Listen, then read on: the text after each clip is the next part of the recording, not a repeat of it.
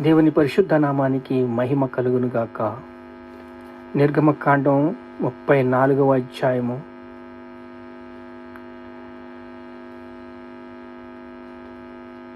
40వ అధ్యాయం 34వ వచనము. మహిమ ప్రత్యక్ష గుడారమును కమ్మగా యెహోవా తేజస్సు మందిరమును నింపెను. మన హృదయాలు వాక్యంతో నింపబడాలి. యేసయ్య పరిశుద్ధుడు, పరిశుద్ధుడు, మనల్ని పరిశుద్ధులుగా ఉండమన్నాడు. ఆయన సామర్థ్యం ఇచ్చాడు, కృపనిచ్చాడు, కనికరాన్ని మనకి ఇచ్చాడు. చూడండి, ఆదికాండము 12వ అధ్యాయము 10వ వచనము. యెహోవాకు బలిపీఠము కట్టి యెహోవా నామమును ప్రార్థన చేసెను. యెహోవా నామానికి బలిపీఠము కట్టి ఎవరు? అబ్రహాము. అబ్రహాముకి ఒక అలవాటు ఉంది, ప్రార్థన చేయటం. ఆ ప్రార్థనలో దేవుణ్ణి, యెహోవా నామమును ప్రార్థన చేయటం అంటే అబ్రహాము ఇంకా ఆయన పరిపక్వతలో నడుచుకుంటున్నాడు, దేవునితో అనుసంధానమై నడుచుకుంటున్నాడు. ఏమన్నాడంటే, పిలిచాడు దేవుడు అబ్రహాముని, నీవు లేచి నీ దేశము నుండి, నీ బంధువుల నుండి, నీ తండ్రి యొద్ద నుండి బయలుదేరి నీకు నేను చూపించుచున్న దేశమునకు వెళ్ళుము. నేను గొప్ప జనముగా చేసేదను, నువ్వు ఆశీర్వాదమును నొందిదువు. నిన్ను ఆశీర్వదించే వారిని నేను ఆశీర్వదిస్తాను అని దేవుడు చెప్పాడు. నీ దేశము నుండి, నీ బంధువుల నుండి, నీ తండ్రి ఇంట నుండి బయలుదేరి నేను చూపించు దేశమునకు నువ్వు వెళ్ళాలి. ఆయన మనల్ని ప్రేమిస్తున్నాడు, బలిపీఠం కట్టాడు, ప్రార్థన చేస్తున్నాడు. మనల్ని ప్రేమించి, పిలుపునిచ్చి, కృపనిచ్చి బలపరుస్తున్నాడు. యెహోవా తేజస్సు మందిరమును నింపును. మన హృదయాలు యేసుక్రీస్తు వాక్యంతో నింపబడాలా. మనం శక్తిమంతులు అవ్వాలి. పరిశుద్ధాత్మ మీ మీదకి వచ్చినప్పుడు మీరు శక్తి నొందుతారు. అలా శక్తి నొందినప్పుడు దేవుడు ప్రణాళిక బయలుదేరుతుంది, దేవుని యొక్క చిత్తము బయలుదేరుతుంది, దేవుని రాజ్యము కట్టబడుతుంది. దేవుని రాజ్యంలో మనము పాత్రులము. ఎందుకంటే శత్రువు బలమంతటి కన్నా అధికారం ఇచ్చింది మనల్ని పాలించమని. మీరు ఫలించి అభివృద్ధి నొంది విస్తరించండి అని దేవుడు చెప్పినప్పుడు, దేవుని మాటకి మనము విలువిచ్చినట్లయితే, గౌరవించినట్లయితే దేవుడి మాట వింటాం. అబ్రహాం బలిపీఠం కట్టాడు. బలిపీఠము దేవుని పరిశుద్ధతకు గుర్తు. యెహోవా నామమున ప్రార్థన చేశాడు.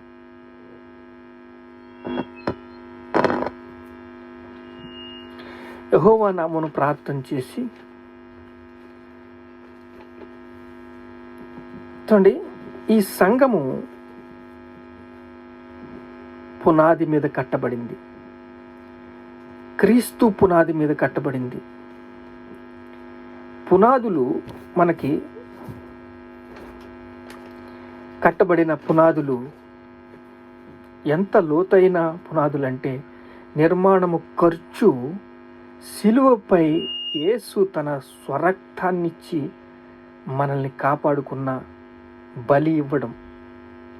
తన స్వరక్తం ఇచ్చి కొన్నాడు, మన పాపముల నుండి విడిపించాడు, విడిపించి మనల్ని జ్ఞాపకం చేసుకున్నాడు. అబ్రహాముకి ఇచ్చిన ఆశీర్వాదాన్ని మనకి ఇచ్చాడు. సాధన, ఈ సాధనతో ఎప్పుడు కూడా ఒక దృఢ సంకల్పం ఉండాలి. సాధనలో మనము ముందుకు పయనించాలి. సమయము దేవునికి ఇవ్వాలి. దేవుని సన్నిధిలో ఎదుగుదల. ఒక దానియేలు చూడండి, తన యొక్క ప్రార్థన జీవితం ఎక్కడ గడిపాడు? బానిసగా జీవించాడు. కానీ దేవుడు అతన్ని స్టెప్ బై స్టెప్ హెచ్చించాడు, ఆశీర్వదించాడు. ప్రతి సమస్య వచ్చినప్పుడు, శోధన వచ్చినప్పుడు ఇంకా అభివృద్ధి చెందగలిగాడు. యోబు కూడా పరీక్షించినప్పుడు సువర్ణములగా మార్చబడ్డాడు. తన జీవితాలు కష్టాలు గుండా వెళ్ళినప్పుడు, అగ్ని లాంటి శ్రమలు అతనికి వచ్చినప్పుడు, ఏ సమస్య వచ్చినా అబ్రహాం కూడా తన కుమారుణ్ణి ఇమ్మంటే ఇచ్చేశాడు. సమస్త వంశములు నీ యందు ఆశీర్వదించబడుదురు. ఎంత గొప్ప మాట అండి. సమస్త వంశములు అంటే యేసు క్రీస్తు నామములో ఒక రోజు వస్తుంది, ప్రపంచమంతా యేసు క్రీస్తు నామంలో దేవుణ్ణి ఆరాధిస్తారు, గణపరుస్తారు, మహింపరుస్తారు. ఇంకా నిలిచేది ప్రేమ, యేసు ప్రేమ, యేసయ్య బలము, యేసయ్య శక్తి, యేసయ్య రాజ్యము, నిత్యత్వము. నిత్యత్వం అంటే పరలోకంలో. ఇక్కడ ఈ భూమి మీద సమస్త వంశములకి నీ యందు ఆశీర్వదించబడునని మాట ఇచ్చాడు. శత్రు పాదాల కింద వస్తాడని యేసయ్యకి మాట ఇచ్చాడు. నువ్వు తండ్రి కుడిపార్శ్వం కూర్చో, నేనున్నాను, నేను చూసుకుంటాను, నువ్వు తండ్రి కుడిపార్శ్వం కూర్చో అని యేసయ్యతో అన్నాడు. అబ్రహాంతో ఏమంటున్నాడంటే, సమస్త భూమి యొక్క సమస్త వంశములు నీ యందు ఆశీర్వదించబడును. భూమి యొక్క సమస్త వంశములు నీ యందు ఆశీర్వదించబడతాయని మాటిచ్చాడు. చూడండి, దుడ్డు కర్ర ఇచ్చి మనల్ని కాపాడుతున్నాడు.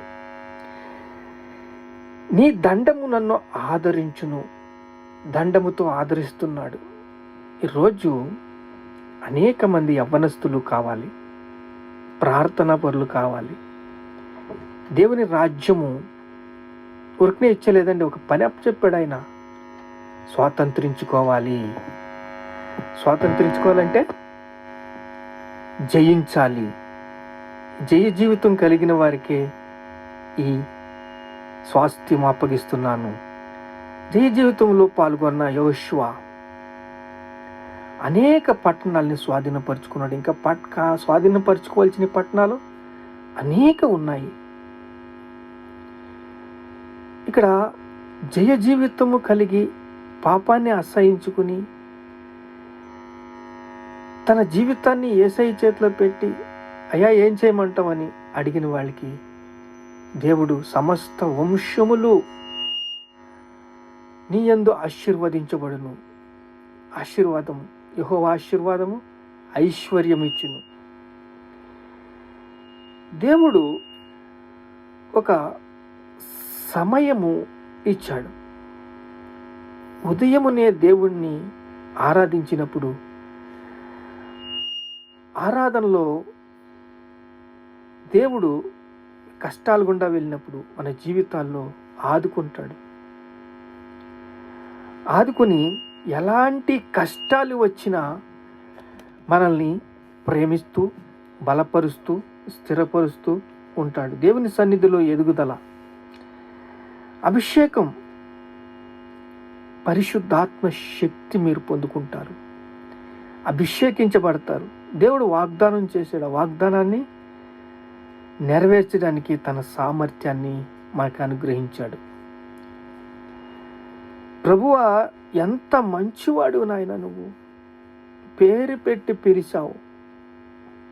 పేరు పెట్టి పిలిచి నీ దుడ్డు కర్రతో నీ దండము నన్ను ఆదరిస్తూ అబ్రహాముకు తోడుగా నడుస్తూ ఉన్నాడు.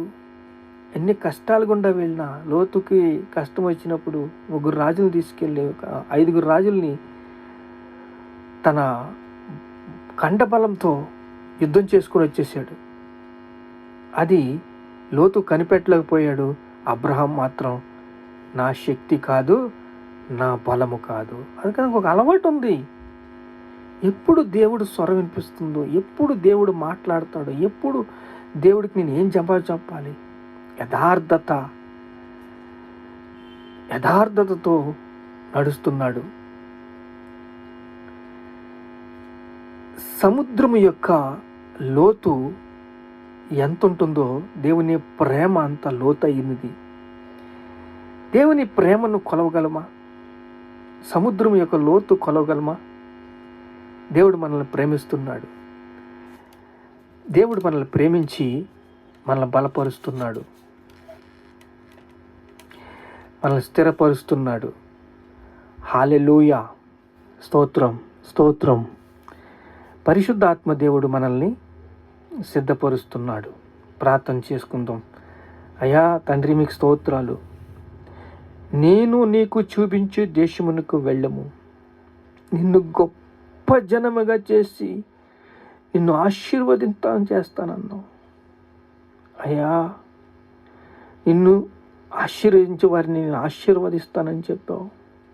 స్తోత్రాలయ్యా. నీ దేశము నుండి వెళ్ళమన్నావు, నీ బంధువుల యొద్ద నుండి వెళ్ళమన్నావు, నీ ఇంటి నుండి నేను చూపించే దేశమునకు బయలుదేరు అబ్రహాము అంటే విధేయత చూపించి వెళ్ళాడు. ప్రభువా, అయ్యా మీకు స్తోత్రాలు, స్తోత్రాలు, స్తోత్రాలు, స్తోత్రాలు, స్తోత్రాలు. మీకే సమస్త మహిమ, ఘనత, ప్రభావాలు చెల్లిస్తున్నాం తండ్రి. ఆమేన్.